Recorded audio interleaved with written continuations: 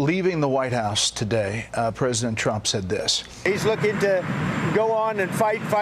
He wants to come back right now, but I can't do that. What do you make of that? Do you want to continue fighting?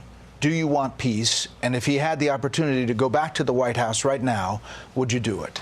No. First of all, we want peace. That's why I'm in the United States.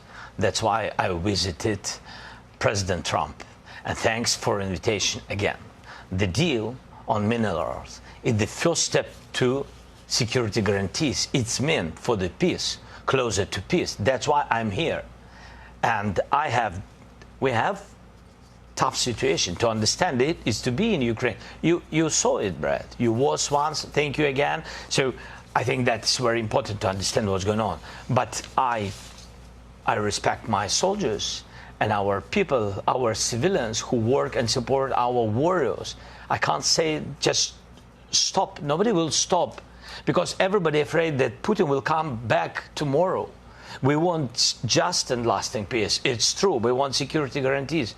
We raised this topic about NATO the quickest way, but not all the countries are on this side. I said, okay, if not NATO, nobody is pushing.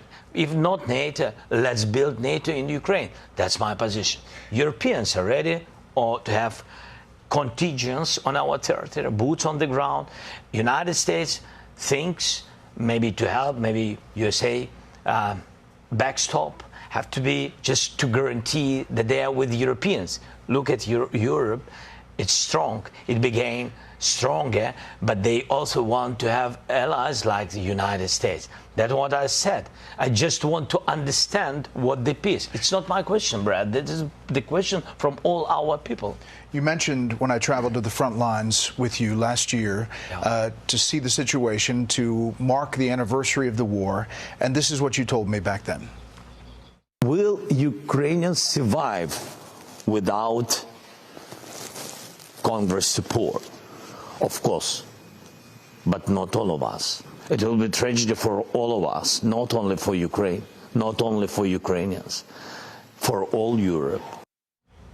Yeah. So the question today is, can Ukraine win this war or hold off Russia without continued U.S. support? It will be difficult for us. That's why I'm here. That's why we speak about the future negotiations. It will be difficult without your support, but we can't lose our values, our people. We can't lose our freedom. So a lot of people, Russians came to our territory, you know it. Russians came to our houses, and everybody saw it, video, images, a lot of things. They killed so many people. Just to forget it, just to say that Putin is a great guy? No, without us. We don't want it.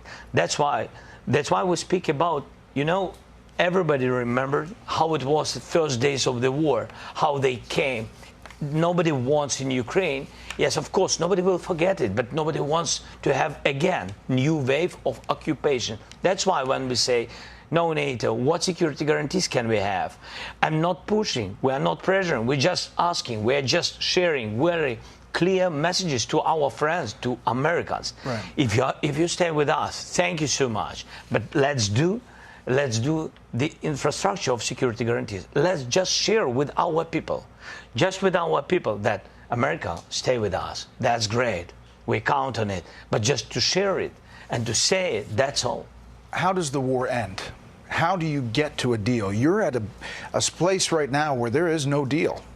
How do you get it back on track? I think that Europe is ready for contingents and to help us with financing of big army, such big as we have now. This is our army, is the part of security guarantees. Now we want to find the place for our biggest strategic partner, for the United States, or United States will propose where and how United States will give us security guarantees, what kind of and what part of volume of security guarantees. And when we will be ready with this, we will come to diplomacy. To diplomacy, yes, with Russians, Europeans, United States, and we. Four of us, I think this is real way, because with weapon, it's too long, it's not enough. We don't have enough weapon to push them out, and we don't see now, for now, we don't see really big volume of new support from the United States, but with all respect again. So for today, we'll be ready with security guarantee. Really, when I say NATO, it's not about that we are focusing on this word. It's about very understandable infrastructure of security guarantees.